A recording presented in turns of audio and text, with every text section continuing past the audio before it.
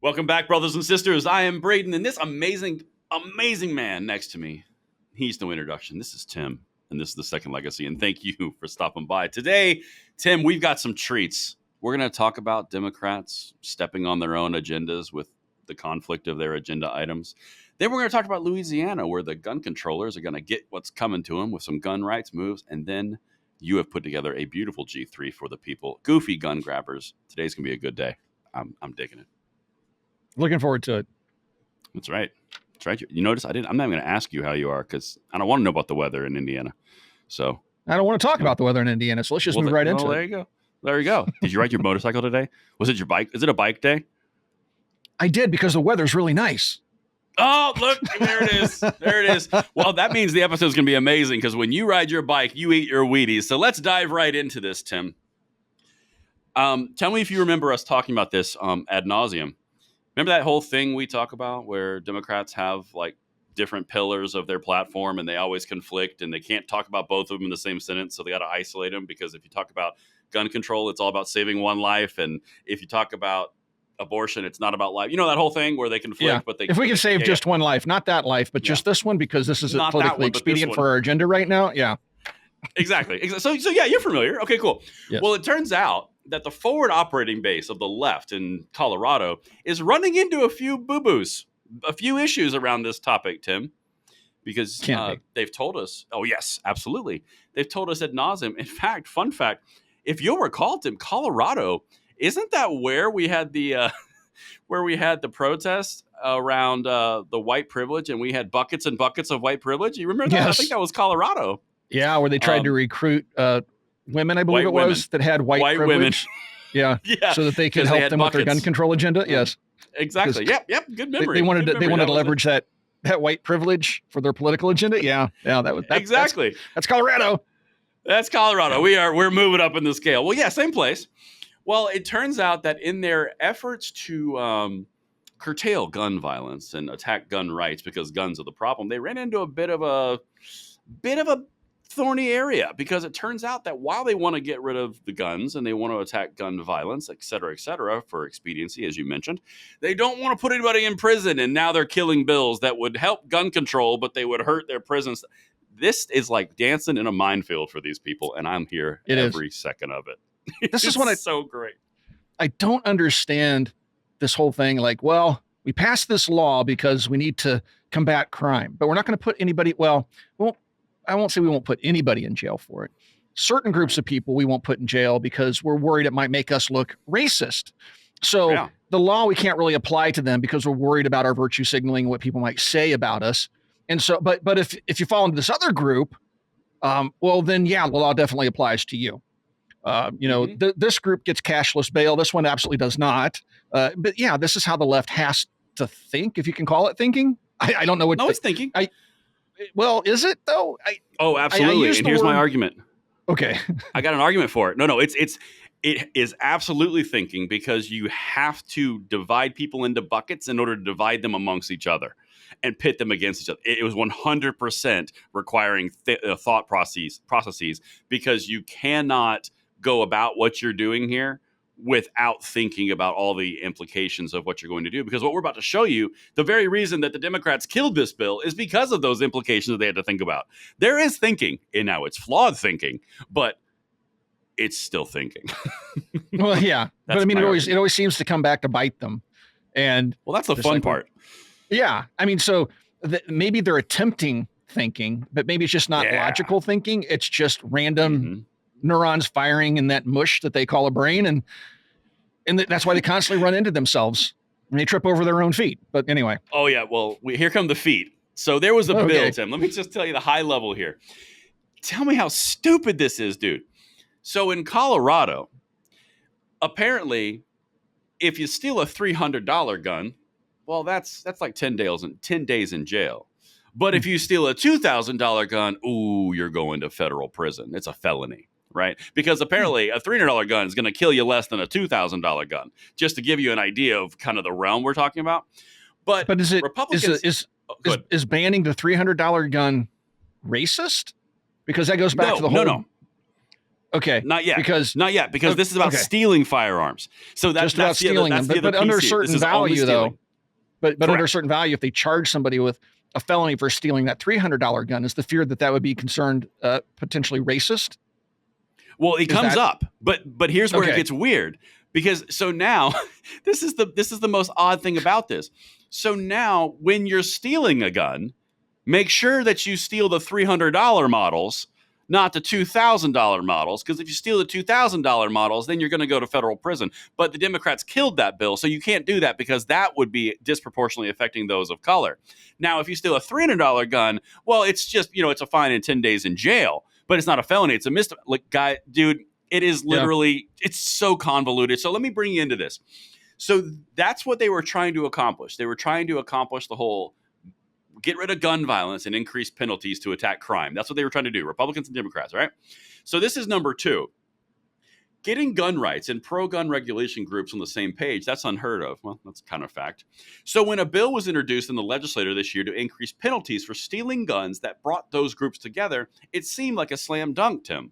But the measure, House Bill 1162, was rejected in the House Judiciary Committee last week in a collision of two priorities for the Democratic majority at the Capitol: its desire to curb gun violence and its push to reduce the number of people being sent to prison. Oops. And here's the first quote that's going to send you down a rabbit hole. This is number 3. "We are not going to incarcerate ourselves out of this," said Senate Tom Sullivan, a Centennial Democrat, and one of the legislature's fiercest gun safety voices. So, translation, ultimate gun controller, but we're not going to incarcerate ourselves out of this because that makes it uncomfortable for our other priority of not incarcerating people. You cannot make this stuff up, bro. So let me understand the left's position. We don't want security because security doesn't work. Yes. We want to pass laws to curb violence, but we really don't want to enforce those laws because we just want to reduce the number of people in prison. And, putting people in prison is racist on the left. That's what they'll claim.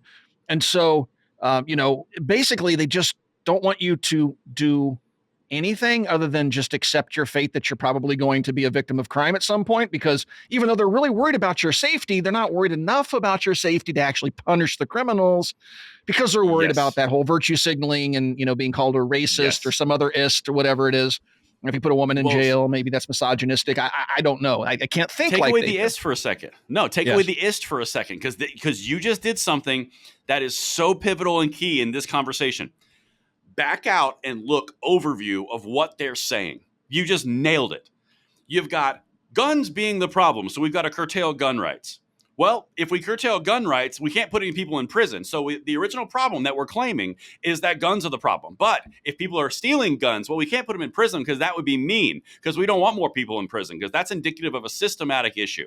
Well, therefore, guns are so important that you can't put people in prison. You're just going to put fines on there. So now there's fines, but people still have guns, which conflicts with your original point. Then you got to go around the other angle of, but we can't make criminals go off the street because that'd be mean. So now criminals are still on the street. It's cyclical logic, which has no outcome. They literally cannot be effective in what they're trying to claim that they're trying to do because it conflicts with their other main priorities. Right. We're going to pass laws. We're not going to enforce laws, because if we enforce laws, well, we're just not going to enforce our way out of this one, folks. We're just going to have to accept the fact that we live in a violent country, but it's the guns, Right. It's the guns. I just wish, why don't they apply this logic to guns? Let's not be gunnists, right? It's like, why do you keep blaming these poor, and I would say probably 80%, if not more, of the guns I own are well, I can say this with certainty. 100% of the guns I own are not white. So they're being racists by wanting to ban brown and black firearms. That is racist, and we got to drive that point home. You know what? That's a very valid point. I really hope Dr. who owns a white gun? I've seen the white AUGs, because you're into stormtroopers or whatever. I'm about to say stormtrooper guns, yeah. Yeah, and of course that just oozes privilege out of that, and nobody wants that. When you get privilege on you, it's sticky. Yeah, it is, and you need buckets. That's why we put under Cheyenne Mountain. Cheyenne Mountain. Remember, we put it under Cheyenne Mountain. We got to make sure that's not full. By the way, that's going to poison the water table. Dr. Button Pusher, make sure you thoroughly apply that sarcasm meter to that section, please. Yeah, so people aren't confused that we're kidding here. Like, I got to put that like as a permanent stamp on you, just to be like, he's just being sarcastic. His face just normally looks like that when he's being sarcastic. You know us Gen Xers, we ate paint chips, we didn't wear helmets, we banged our heads a lot, and we ate dirt. And you broke the 3-pump rule in BB Wars. We broke the 3-pump rule. Yep. You know, savages. So yeah, we have a bit of a problem. So Dr. Button Pusher, you have to make sure that you let people know make sure that ignore the Gen Xer really over there. He's not politically correct anymore. We're just waiting for him to die. We got not at all. But these millennials, we're so much better. Well, Tim, now we come to the crux of the issue. And I think this is so key because it goes into the ist that you're talking about. Here we go. And listen, oh baby, to this one. This is number 4. And then we're going to go quickly into number 5. The penalty for stealing a firearm in Colorado depends on how valuable the weapon is. Stealing a gun that's worth less than $300 is a petty offense, punishable by up to 10 days in jail. Gun theft becomes a felony and carries the possibility of prison only when the weapon stolen is worth more than $2,000. And quickly into 5, this ties it all together. The increased penalties were estimated to cost the state an additional $1 million to imprison those convicted. That stoked concerns among Democratic majority in the House Judiciary Committee about putting more people in prison, particularly people of color. Hey, there it is. I have a question, Tim. Why?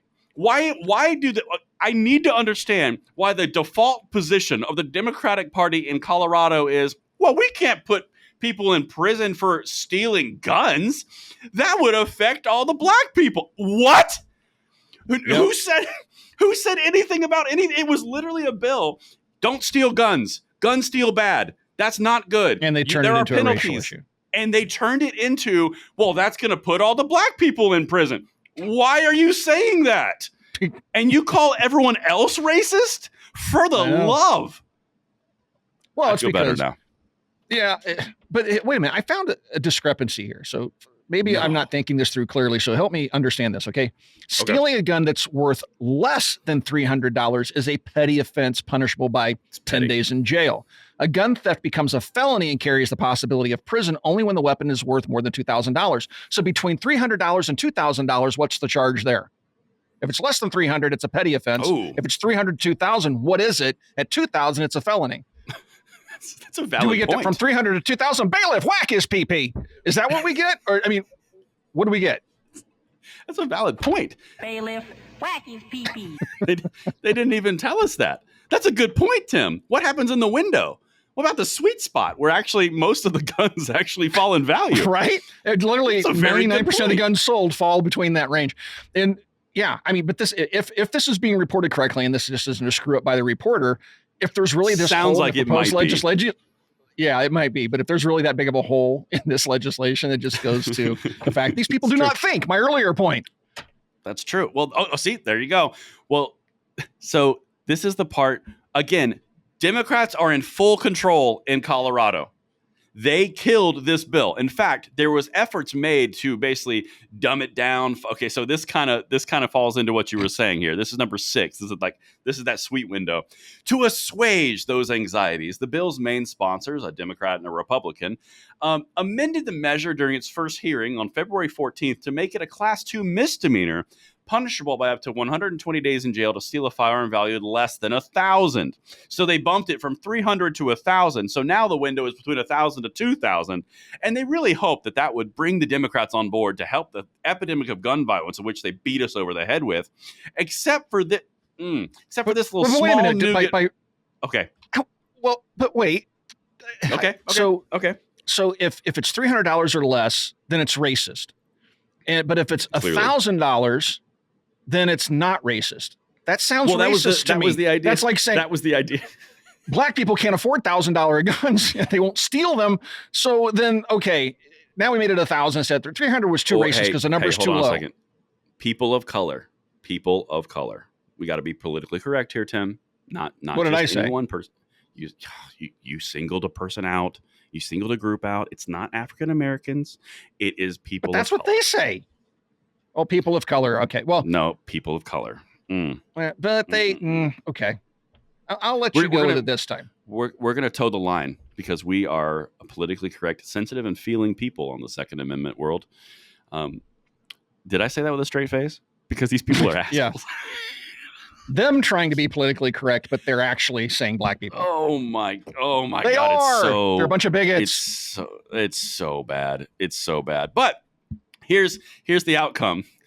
Unfortunately, it didn't work. Tim, are you shocked? I'm not shocked. Here's a quote. For me, just philosophically, it is hard for me to vote for any law that increases a criminal penalty without evidence that there's direct link to a deterrent effect. Without evidence that we will see a decrease in people who are stealing firearms, said a Denver Democrat on the committee. Of course, I want fewer instances of people stealing firearms, but he said stealing a gun would still be illegal whether or not the bill became a law.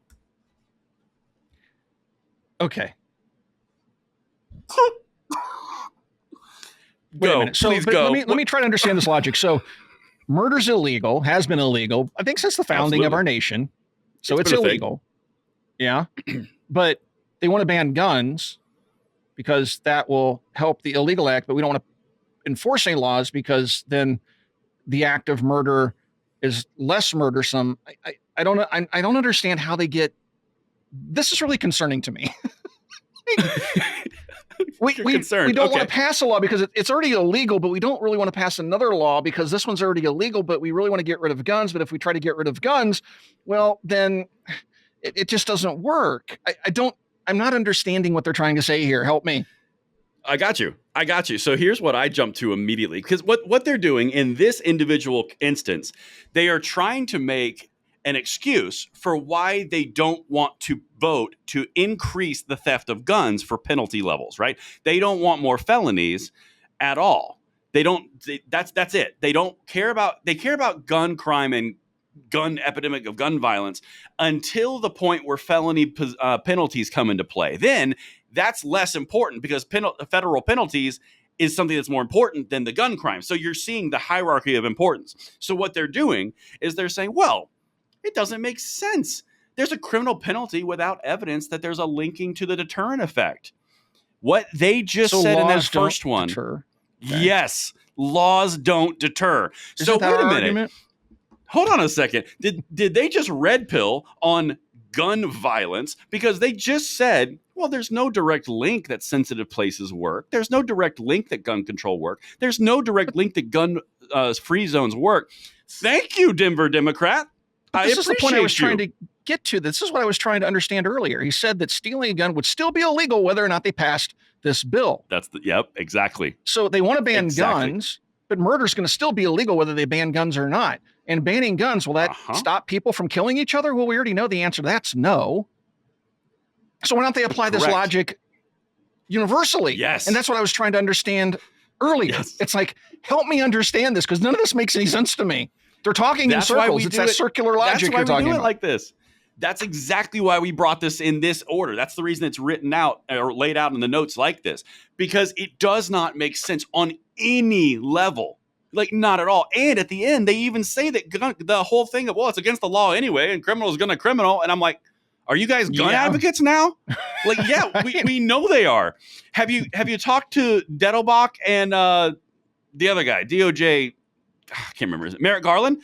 Garland and Dettelbach about what they did to gun owners around ghost guns and around pistol braces. Did you talk about that? Because there's no statistical evidence that points to anything of to justify what they're doing. They're doing it anyway. Then you got gun sensitive places. You got gun free zones. Can you send a memo?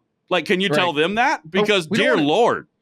We don't want to enforce any of those laws though, or rules, because it might put somebody in prison. Insane.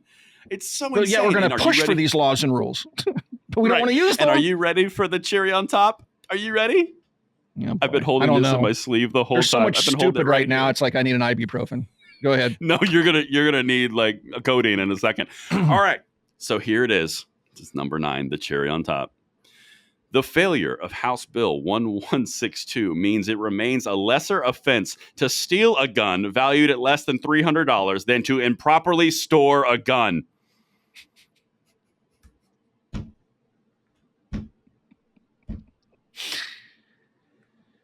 This Ladies is our and gentlemen, leadership. I mean, your gun seriously. control leadership in Colorado. I mean, somebody should go in there, hold them down, and tattoo "I'm stupid" on their foreheads, just so they can see people Is like this this not coming. insane, dude? Is this not insane? I Oh mean, my like, goodness. it's Wow. literally, in summation here, after all the stupid that we just walked through, it's a lesser offense to steal a gun, which has no background check, which has criminal implications, which is going to end up on the street, which would conflict with the gun violence narrative of safety across the board because gun control works. And it's a bigger deal not to safely store a gun in Colorado. Oh my gracious. Yeah. Now, I mean, for many years, especially as a younger man when I was living alone, I didn't secure guns. I left mine sitting on the bedstand or whatever. Might have one in the closet. It was only when I became older and had children and things like that, and my gun collection started to grow, then I would start to secure things. But none of my guns ever got used in crimes. In Colorado, but if you steal a gun less than $300, right, that's more serious than this leaving a gun in the closet for 40 years. No. The other way around. No, the other way around. It's a more serious offense to leave a gun in the closet. It's more serious to leave the gun sitting in the closet for 40 years collecting dust than it is to steal the gun. Steal a Saturday night special. Correct. So you'll get charged more for letting it sit there for 40 years, but if somebody comes in and steals it, you're in more trouble than the thief. Nailed it. Can we move on to the next segment? Because I think the thief is probably going to use it in a crime. Okay, no, exactly. Okay, no. This is, yeah. Wow, that hurts. Colorado's doing it. They're doing it. They are doing it. Yeah, I definitely need ibuprofen because that much stupid does hurt. It should hurt, it does hurt. I just don't think it hurts the right people. Well, now we get to move into a different vibe. The second part of our fun little conversation today. This is a good news one. I like this a whole lot. So, Tim, you're familiar with the idea that we have constitutional carry across these amazing states, right? 27 of them. Indiana just adopted it, right? Georgia did, Ohio did, Alabama did, lots of states did, Florida did, right? Yep. It's a pretty good thing. And the left is still on that same road of it's going to cause more crimes and more gun violence, even though statistically and research-based, it's literally a patent lie that has been disproven consistently. Well, now Louisiana is up for order here now because they want to be the 28th state. It's really pretty much a race between South Carolina and Louisiana. Who's going to do it first? And my money's on Louisiana because they have less rhinos than South Carolina does, the land of the Lindsey Graham. But they did something else that I'm really excited about. I like this a whole lot. What would you say, Tim, if I told you that they also snuck in a companion bill in the constitutional carry going to the House in Louisiana that provided a liability and civil lawsuit shield to people who defended themselves in the use of a gun for self-defense? What would you say to that? That would be awesome, and that's the way it should be, right? For those states that don't have castle doctrine and stand your ground laws, you need something to protect lawful gun owners that might have to lawfully defend themselves. Correct. And so, that's absolutely critical. If you're going to have concealed carry in a state, which every state does have and should have, then, the gun owners should be protected from actually having to use their firearm in a justified self-defense situation. Correct. So being able to say, well, you know what, that may have been justified, but I'm going to prosecute you anyway because I have a political agenda and guns are bad. Yeah, that's not freedom, folks. That's not how any of this is supposed to work. Not how it's supposed to work. But that's the beautiful part here, Tim, because the thing that I love about this is in this, basically they put a bill and they pushed it through with the momentum of constitutional carry of what they've been trying to get for like 3 or 4 years in Louisiana. They got a new governor and the new governor's like, yeah, you're going to get that if you get it to my desk, right? He openly said it's going to be signed, right? Governor Jeff Landry. But the thing here is other states need to pick this up and need to run with this the same way they picked up constitutional carry and ran with it under the Biden administration.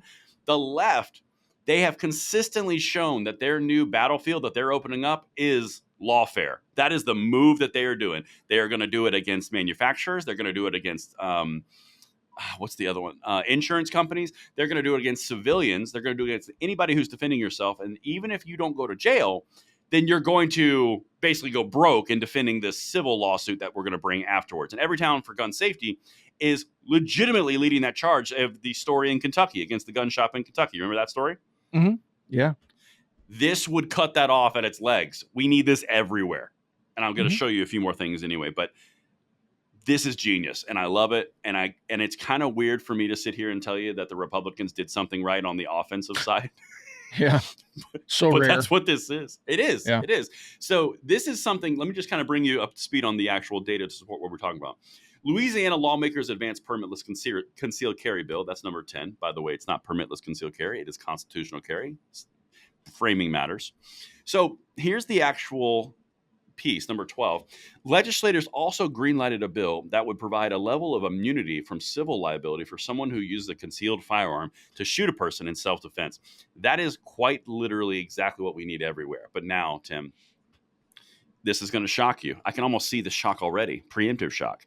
The Democrats, what do you think they're doing as the typical one-liner against constitutional carry? What do you think their tact is here? They want dead babies. The Republicans do. Oh, no. Different vertical, different pillar of their platform. But that's what they accuse us of. If they could just No, save I one know. life, a baby's life. That's true. A baby but it's that's not this you know- one. Oh, it's not this one. Zoom out, more broad. So yeah, you're kind of on the right vibe. So here's number 14. Let me show you their tact here, and then we're going to nuke it from orbit. Number 14. Miguez and other Republicans argued that criminals ignore gun requirements and that law-abiding citizens should be allowed to carry concealed weapons without a permit to protect themselves. True fact. Let's keep going. Mhm. Democrats say the measure could lead to more gun violence and jeopardize No. public safety. How could I have missed that one? It's no different than when I don't know. when all 50 states were in the process of passing concealed carry laws with permits, right? Mhm. And now we're moving past that, going to a constitutional carry that doesn't require paying a tax and getting permission from the king to exercise your constitutionally protected rights. But the argument then was, we're going to have running gun battles in the streets. Everybody's going to die. Things that would just normally be two men beating each other in the streets with chains is going to turn into a gunfight. And guess what didn't happen? Any of that. Crime across the nation came down, continues to trend down. Mhm. But yet they're still out But there Tim, screaming the same old thing. It's going to cause mass chaos. We're all going to die. You're just going to pull up to a stoplight and somebody's going to shoot you. Yeah, Never plays out that way, does it? I have a quick question for the show. This is details. I'm sure people are asking, why are the leftist gun controllers rednecks right now? Like, why are they? I don't know, because maybe why- I used to have a bit of a draw like that when I grew up in a different state, and I can't really do the Boston accent or the New York accent. So maybe I can kind of do the nasally Chicago thing. Maybe you could do that. Or, here's the secret to Boston. If you ever want to do Boston, all you got to do is state your point of, yeah, there are gun controllers up there in Boston. Yeah, they pass the laws and they get in their car. Anything like that. Car, 42nd Street. Whatever. Car. There you go. Yeah. Yeah, there you are. So now that was the first Jump piece, in but the you car, are correct. run down to 42nd Street, get a hamburger. Exactly. A hamburger. Whoa, that's Chicago. You can't have Chicago in Maine. I'm mixing them all up. Yeah. Oh, God almighty. Let me focus here and wrap this piece because this is important, and then we're going to do something amazing. All right, here we go. This is in Louisiana. Remember this, Tim. Louisiana. This is what the Democrats said. Quote, "This is by far one of the most dangerous pieces of legislation that's about to pass out of this building." Huh. Okay. Yeah. I'm just going to say it, Tim. Louisiana, Deep South, 1960s and prior. Nope, this is the worst. This is by far the worst. All of it. Yep. It's the most dangerous. We're all going to die. We're all going to die. Yeah. And meanwhile, the 27 other states that have already done this, they're enjoying lower crime. Isn't that weird? Isn't that It's just odd? like- But this speaks to two things, and this is what I want to drive on. One, what do they always go back to? Democrats on the left, with gun control specifically and other things, but mostly gun control right now, what we're talking about, they always go back to fear. It's never based in reality. It's never based in statistics. It's never based in actual real world examples. It is all based in this could happen and this might happen and what if this happens and this is horrible. It's all fear. Mhm. That's why when we covered 2 days ago, the episode around how the exhaustion is coming from the left, the liberals are exhausted because they're all crisised out. That's exactly their words. This is what they're doing to you. They are literally continuing to go back to the well of fear over and over and over again. That's it. And to Tim's point, two things I want to toot your horn a little bit for here, sir. One, constitutional carry. You are absolutely correct. It has spread. We are moving in the positive direction. And now we're moving into constitutional carry. concealed carry, constitutional carry. If I didn't say that, whatever. You know what I meant. Yep. Constitution, dang it. Concealed carry, then into constitutional carry. We are making forward momentum state level, nationwide, across the board, forward momentum. The other thing here is we have momentum that is following us through, and now constitutional carry, check. Well, now they're going to get rid of the liability, the civic lawsuits. We're moving, man. We are moving in that direction. It's slow, but we're moving. Yeah. Well, you're going to cost a bunch of people their lives. You know, Oh, allowing people to defend themselves is just can't be doing that. It's just like security. It's dumb. I'm telling you, Braden, it's dumb. You're just putting people's lives at risk using security. You know how many people? Oh my gosh, it's. I have to go to the airport here in a few days, and I'm going to have to deal with those TSA security people. They're putting my life in jeopardy. They are. I mean, Security especially when they put doesn't your work. hands over your head, when they put your hands over your head like this, and they look at you and they go, "Oh, poor guy."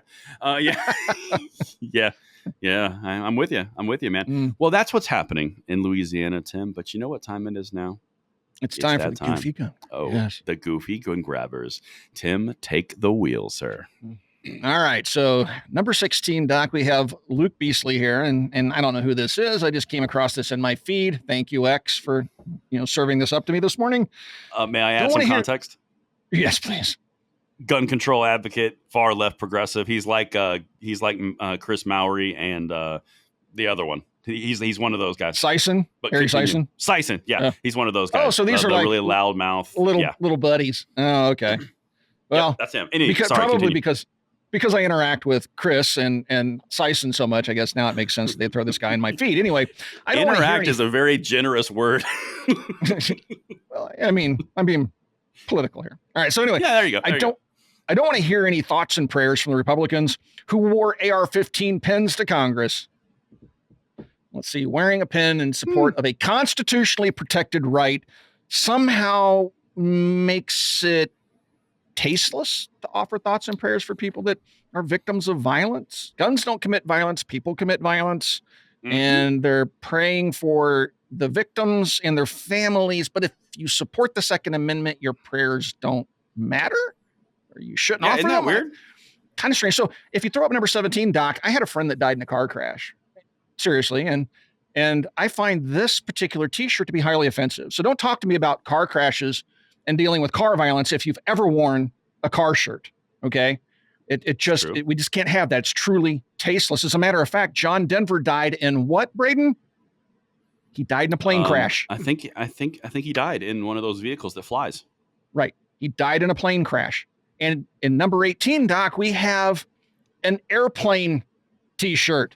Who in their right minds would wear this shirt knowing John Denver died in a plane crash? And don't offer thoughts and prayers for John Denver's family or him if you've ever worn a t-shirt supporting aircraft. Matter of fact, let's go to a more commonly used substance, number 19, Doc. Here we have a gentleman with freakishly small hands and arms wearing a Jack Daniels t-shirt. Now, I have also had a relative via marriage, but a relative that died from alcohol poisoning. But, as soon as that happened, I had to make sure I didn't have any t-shirts in my extensive t-shirt collection that might have any references to alcohol, like this guy with the really small hands. Because this is truly tasteless. And how could you have an opinion on drunk driving or people being alcoholics or people dying from drinking too much alcohol? How could you have an opinion? And certainly, how could you offer thoughts and prayers, Braden, if you own a t-shirt like this? That's a good point. Of course, this is tongue in cheek. It is delivered fantastically well, by the way. The idea, we're not mocking the fact that people die from things. People die from things, and it sucks, and it's sad. It happens, and I'm not condoning it. However, for the left to take the position of, oh my God, you wore an AR-15 pin, so you just have no opinion on the topic. We're mocking the very infantile reaction to that's how you move forward, to your point. And that's why Tim brought these examples in. So your whole point here is anything that has caused issue in anything bad ever, not the majority of cases, by the way, only in select random occasions that are significantly a minority of the population of said item. You just can't talk anymore. So cars are off the table, airplanes off the table. To your point, alcohol's off the table, even if you have freakishly small arms and a big head. I mean, like, Yes. I mean, it doesn't make sense. Have you ever worn a NASCAR T-shirt? How insensitive is that to Dale Earnhardt's family? Oh, you cannot offer thoughts and prayers to them if you have a NASCAR T-shirt. That's actually very true. You can't even wear a Bud Light shirt anymore because that died. Well, I'm not touching that one. All right. Well, I mean, in every applicable way that could be that sentence can be applied, I'm not either. Yeah, let's just move past that. I think we made our point. And then lastly, you brought up Chris and how funny he made it in today's episode. Chris Mallory had this to say, number 20, Doc. Women have less rights, less help, and less respect in the United States than guns. Hope everyone is sick and tired of Republicans. Yes, Chrissy, women have fewer rights than an inanimate object that literally has no rights. Nor would this inanimate object know what to do with a right if it were extended rights. What are you talking about, you lunatic? Guns have more rights than people. You know, I'm pretty sure that's just a really stupid statement. It's anyway. What it is it's a focus group tested talking point that the left has adopted, and it falls flat every time they use it. I don't know why little homeboy's picking it up. But for the record, guys, Chris Mallory is the kid who was in the car who was like breathlessly screaming at the camera, "If you're a Republican, you should be scared!" And every post, like just that, like with Terry Sison, whole thing. Wow, a Republican said something today. Oh my gosh, did you see this? Wow, holy cow! That's how they start every single tweet. And it's trying and it reemphasizes everything that we've been talking about for the past week is the shock value and the extreme rush to urgency. And he's young. Chris Mallory is probably in his, I mean, if he's broken 20, he might be 22. He's very young, right? So he doesn't even shave yet. Yeah. No, these are not original thoughts. These are completely propagated from the left, from the Democrats. Everyone knows it. However, now let's talk about the idiocy of this statement.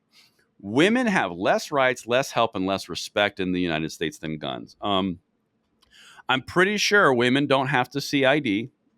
I'm pretty sure women don't have to have background checks. I'm pretty sure women don't have areas they're not allowed to go. That's just off the top of my head. Yeah. It is the stupidest point. And on a personal note, Tim, this is totally personal. I give more respect, and I'm sure a lot of our audience does as well. I give more respect to women than I do to men.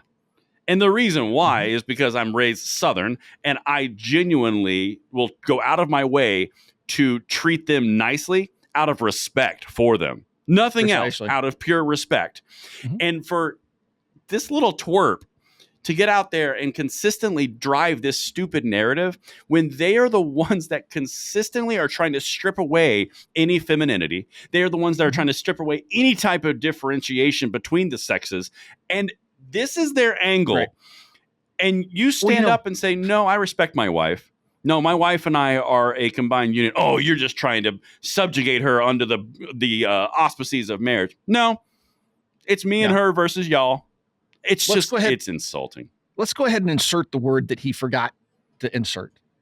Women have less rights because of the abortion decision out of the Supreme Court. That's what he's talking about. That's what this is. It is. This is what he's talking about. When they're talking about women's rights, they're not talking about Riley Gaines having to compete against biological males in a swimming competition. Oh, she's verboten, man. She is verboten. They don't want to talk about men dressed as women beating the brakes off actual women in MMA fights. They don't want to talk about any of that.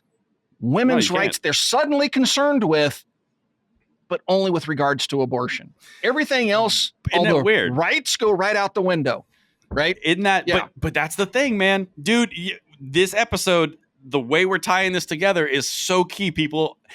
The first thing that we covered earlier on was all about the conflicting of the political narrative and the political pillars. This is another example of that. Women are the most abused thing on the planet by Republicans, except if you're for the abortion thing. But if not, then women don't exist. It is mind-boggling. Here for the women's rights, we're going to pass a law that mandates men can go into women's shower rooms. That's how we protect women's rights. Because we're all the same. Yep. Because we respect women so much, we're going to let men beat them half to death in the ring at MMA fights. We're going to let Because they're equal. biological males compete against them and take away their trophies in swimming competitions like Riley Gaines. Yes, Yeah. we love women on the left. Because they're equal. Because they're equal. But as long as they're killing their babies, then we love them. Well, as long as they align to us. That's the old mantra of the left. I'm the most open and accepting person on the planet unless you disagree with me. Right. Yeah. So like that's I will forever say that. It's hilarious. I realized that when I was like 19 and I was like, wait a minute. All right. So here's something else that I'd like to bring up about your Goofy Gun Grabber selections. Excellent vintage, by the way. There's nothing going on right now in the news or any of the outrage that they want to gin up that has anything to do with women not having rights at all. There's not a single episode going on right now that the media is focused on. That's one. And the second thing, I don't want to hear thoughts and prayers from Republicans who wore AR-15s. AR-15s aren't in the news. Nothing happened with AR-15s. So the big thing that I want to bring attention to is they are genuinely going back into history and picking something for you to be outraged on and then tweeting about it. They are trying to bring forward chaos in order to motivate people through fear and anger. Does that sound anything like what the Missouri Democrats just did in the wake of the Kansas City shooting? We covered it. We're going to bring chaos. Does that sound familiar, Tim?